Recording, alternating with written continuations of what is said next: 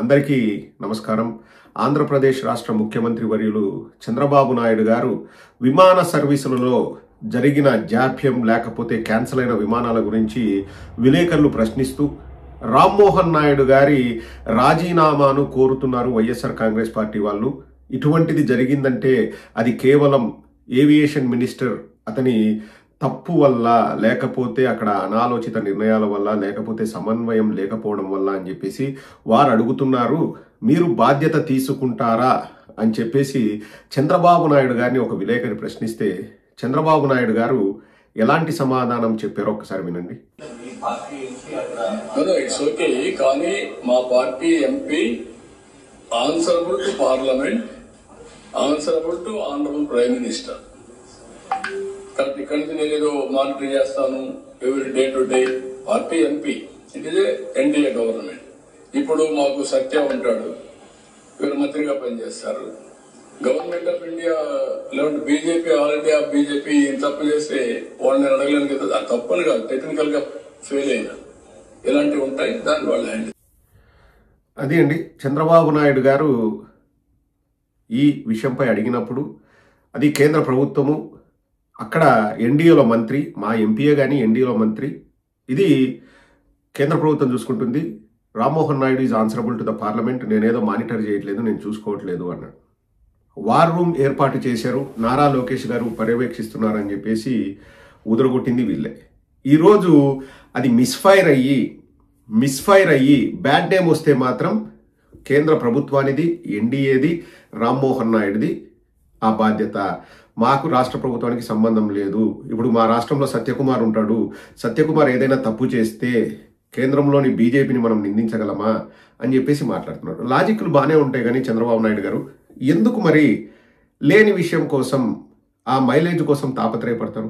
ఆ రోజు ఎప్పుడైతే గూగుల్ వస్తుందని మీరు ప్రకటన చేశారో ఆ రోజు మరుసటి రోజు క్లియర్గా, క్రిస్టల్ క్లియర్గా గూగుల్ సంబంధించిన సీఈఓ కానీ, లేకపోతే అదానికి సంబంధించిన వాళ్ళు కానీ, భారతీ ఎయిర్టెల్కు సంబంధించిన వాళ్ళు కానీ, మీ పేరు కానీ, మీ అబ్బాయి పేరు కానీ ఏ పోస్టులో కానీ, ఏ వీడియోలో కానీ ప్రస్తావించలేదు. వారు క్లియర్గా గూగుల్ సీఈఓ సుందర్ పిచాయ్ క్లియర్గా ప్రధానమంత్రి గారికి థ్యాంక్స్ చెప్పారు. అదానీ వాళ్ళు కూడా ప్రధానమంత్రి గారికి థ్యాంక్స్ చెప్పారు. భారతీ ఎయిర్టెల్ వాళ్ళు కూడా ప్రధానమంత్రికి థ్యాంక్స్ చెప్పారు. ఎక్కడ కూడా మేము చంద్రబాబు విజనరీ చూసి, లేకపోతే మన నారా లోకేష్ చాకచక్యంగా పనిచేయడం చూసి, నైపుణ్యం చూసి, ప్రావీణ్యం చూసి మేము వచ్చామని ఎక్కడ వాళ్ళు మాట మాత్రమైనా చెప్పలేదు. ఈజ్ ఆఫ్ డూయింగ్ బిజినెస్ అది ఇది ఎక్కడా చెప్పలేదండి. వారు థ్యాంక్స్ చెప్పింది భారత ప్రధాని నరేంద్ర మోడీ గారికి. మరి మీరు ఆ రోజు ఎందుకంత తాపత్రయపడ్డారు? మాకు పేరు రావాలి అని చెప్పేసి అదాని వాళ్ళు, గూగుల్ వాళ్ళు టైఅప్ అయితే మీరెందుకు అంత విపరీతంగా థ్యాంక్ యూ లోకేష్ మామయ్య అని చిన్నపిల్లలతో ప్లకార్డులు పట్టించడం, ఆస్ట్రేలియాకు పోయినా కానీ అక్కడ ప్లకార్డులు పట్టుకొని థ్యాంక్ యూ లోకేష్ మామయ్య అని చెప్పడము, ఏదో ఆస్ట్రేలియాకు గూగుల్ని లోకేష్ తీసుకెళ్ళినట్టు ఆస్ట్రేలియాలో థ్యాంక్ యూ మామయ్య అని పట్టించుకోవడం, ఇవన్నీ ఎందుకు చేశారు? 3-4 రోజులు ఎందుకు ఊదరగొట్టారు? ఈరోజు మనకు బ్యాడ్ నేమ్ వస్తుంది అంటే అసలు రామ్మోహన్ నాయుడు మా ఎంపీఏ కానీ రాష్ట్ర ప్రభుత్వానికి రామ్మోహన్ నాయుడుకు సంబంధం లేదు, హీఈస్ ఆన్సరబుల్ టు పార్లమెంట్ అంటున్నారే. గూగుల్ వచ్చింది మీ వల్ల, నాకు గుండె మీద చేసుకొని చెప్పండి. చంద్రబాబు నాయుడు గారిని, నారా లోకేష్ గారిని అడుగుతున్నాను, ఎందుకు ప్రజల్ని మభ్యపెట్టడం? అంటే ఎక్కడైనా పేరు వస్తుందంటే దానికోసం పాకులాడడం, చెడ్డ పేరు వస్తుందంటే దాని నుంచి దూరంగా వెళ్ళిపోవడం, ఇవి ఎటువంటి రాజకీయాలు? మా పార్టీ వాళ్ళు ఏదైనా చేస్తే మేము బాధ్యత తీసుకుంటాం. మా నాయకుడు ఏ రోజు కూడా వెనకడుగు వేయరు, తప్పించుకోవాలని చూడరు. మీరు ఒక్క ఇన్సిడెంట్ తీసుకురండి. జగన్మోహన్ రెడ్డి గారు ఇలా మాట్లాడడం మీరు ఏ రోజైనా చూసింటే ఒక్క ఇన్సిడెంట్ తీసుకురండి. మా వాళ్ళు తప్పు చేస్తే మేము తప్పు చేశారని ఒప్పుకుంటాం, will try to correct it.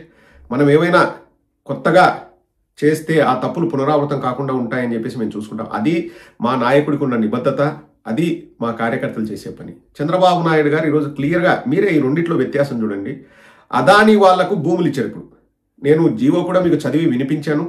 ఆ జీవో కూడా నా సొంత జీవో కాదండి, నేను ఎక్కడ రాసుకొచ్చింది కాదు. ఆ జీవో తప్పు అంటే ఇంకా నాకు ఏ శిక్ష వేసినా నేను ఆ శిక్షను అనుభవించడానికి రెడీ. 480 ఎకరాలు అదానీ ఇన్ఫ్రా వాళ్ళకి రాసిచ్చారు. అందులో 6 సబ్ కంపెనీస్ ఉన్నాయని చెప్పేసి ఆ జీవోలో మెన్షన్ చేశారు.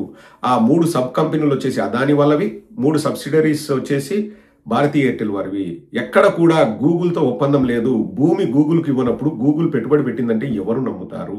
ఒకవేళ వాళ్ళు పెట్టుబడి పెట్టినా, వాళ్ళు పెట్టుబడిని తీసుకొని వెనక్కి వెళ్ళిపోయినా గూగుల్కి అదానికి సంబంధం కానీ రాష్ట్ర ప్రభుత్వానికి గూగుల్కి ఎటువంటి ఒప్పందం లేదు లేదు లేదు అని చెప్పేసి ఆ జీవో చెప్తుందండి. ప్రదీప్ చెప్పడమో లేకపోతే ఇంకొకటి చెప్పడమో అక్కస్తో చెప్పడం కాదు, ఆ జీవో చెప్తుంది. గూగుల్ లాంటి సంస్థ వస్తుంది అని చెప్పేసి పాయింట్ నెంబర్ 9లో సూత్రప్రాయంగా జస్ట్ గూగుల్ వస్తుంది, గూగుల్ లాంటి స్టాండర్డ్స్ మెయింటైన్ చేస్తాము, యూట్యూబ్ లాంటి స్టాండర్డ్స్ మెయింటైన్ చేస్తామని చెప్పారు తప్పితే గూగుల్ డైరెక్ట్గా ఇన్వెస్ట్మెంట్ పెడుతోంది. గూగుల్కు మేము భూములు ఇస్తున్నాము, మాకు గూగుల్కి అంటే రాష్ట్ర ప్రభుత్వానికి గూగుల్కి ఒప్పందాలు ఉన్నాయి. ఒకవేళ గూగుల్ వెళ్ళిపోతే మేము రాష్ట్ర ప్రభుత్వం వారికి నోటీసులు ఇవ్వడమో ఫైన్లు వేయడమో ఏదో చేస్తాము, ఇటువంటి ఒప్పందాలు ఉన్నాయి, ఈ సో ఒప్పందాలు ఉన్నాయని ఎక్కడ ఆన్ పేపర్లో లేదు లేదు లేదు వాళ్ళ జీవో ప్రకారం అండి. పోనీ ఆ జీవో మ్యానిపులేటెడా, నేను మాట్లాడింది తప్ప నా మీద కేసు వేయమనండి, నేను శిక్షకు రెడీ. ఎందుకంటే అఫీషియల్ జీవో రిలీజ్ అయింది, ఆ జీవోలు చూపించి మనం మాట్లాడుతున్నాం. మనం అబద్ధాలు చెప్పాల్సిన అవసరం లేదు, మోసాలు చేయాల్సిన అవసరం లేదు, ప్రజల్ని మభ్యపెట్టాల్సిన అవసరం లేదు. ఆ జీవోలో ఎక్కడ కూడా గూగుల్కి రాష్ట్రానికి మధ్య ఒప్పందం జరిగింది, గూగుల్కు సంబంధించిన సీఈఓనా లేకపోతే అడ్మినిస్ట్రేటివ్ ఆఫీసర్సా లేకపోతే సిటీఓసా ఇంకొకరా సంతకం పెట్టిన డాక్యుమెంట్ని చూపించమనండి. లేదు, గూగుల్ వల్ల అదాని వాళ్ళతో టైఅప్ అయ్యారు. అదానిని మన రాష్ట్రానికి తీసుకొచ్చింది జగన్మోహన్ రెడ్డి గారు, సంతకం పెట్టింది, ఆ ఎంఓయూ సైన్ చేసుకుని జగన్మోహన్ రెడ్డి గారు, భూమి పూజ చేసింది జగన్మోహన్ రెడ్డి గారు, సింగపూర్ నుంచి సబ్సీ కేబుల్ తేవాలని చెప్పేసి ప్రతిపాదనలు పంపించింది మా ప్రభుత్వ హయాంలో.